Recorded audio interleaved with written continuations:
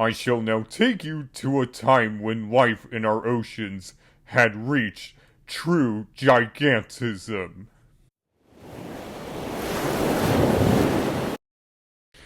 It is 205 million years ago, right before the end of the Triassic period in what is now England.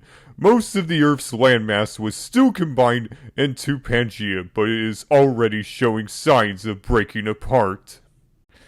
The newly formed Tethys Ocean, that would later cover most of what is now Europe, Western Asia, and North Africa during the next two periods of the Mesozoic, is starting to expand at this time, which would cause Pangaea to be split in half. It is in these waters that is full of a wide variety of different types of fish like these Sargodon, that hang amongst the seaweed and crinoids, as well as some of the reefs nearby. Sargodon, being decently sized at 3 feet long, makes a decent meal for the swift and agile Saurichthys that can reach about 5 feet in length.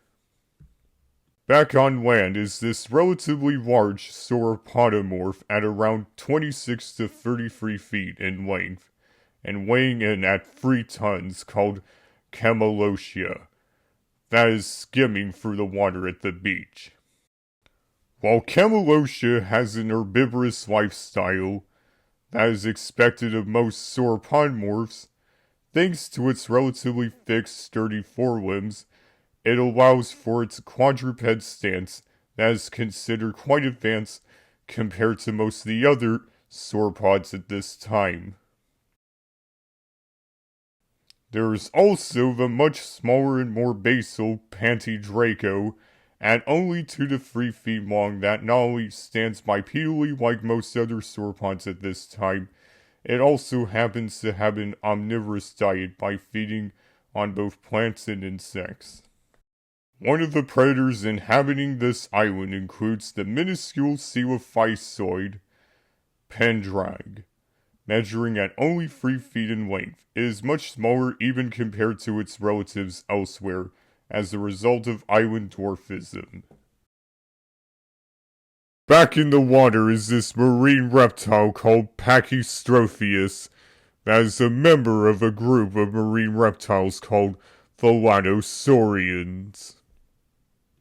The Latosaurians, like Pachystropheus, which appeared all the way back at the beginning of the period around the same time as most of the other marine reptiles inhabiting the Panthalastic waters.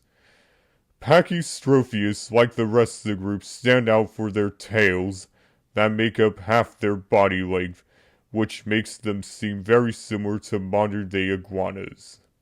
Sadly, though, the Latosaurians' days are already numbered, as Pachystropheus happens to be the last surviving member of the group.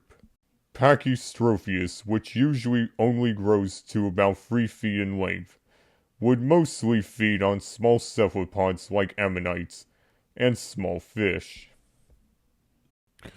It would often be preyed upon by some of the other predators in these waters, like some of the larger fish like bergeria or coelacanths, and even sharks like Duffinselache. But even they are just little guppies compared to the absolutely immense Ichthyotitan.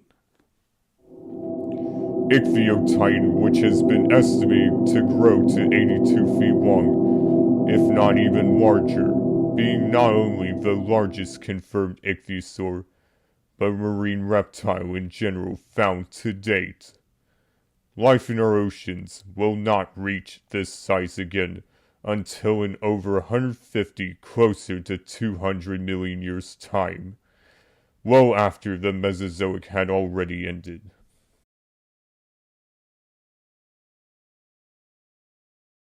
Reaching the size it does, especially with its jaws measuring around 7 feet long total, it could easily eat pretty much just about anything unfortunate enough to cross paths with it. It seems it can due to being a highly active predator like most other ichthyosaurs. Back on land, there is a massive storm looming overhead that will soon ravage the island while bringing monsoon rains.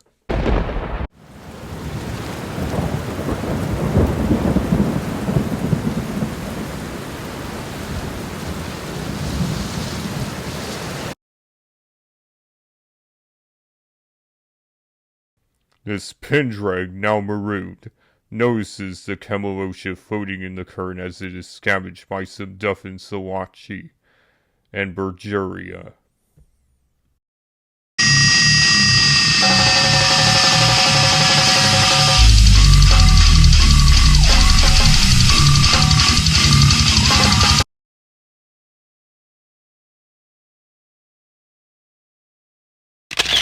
That was a time when life in our oceans start to reach truly massive and nearly unbeatable sizes.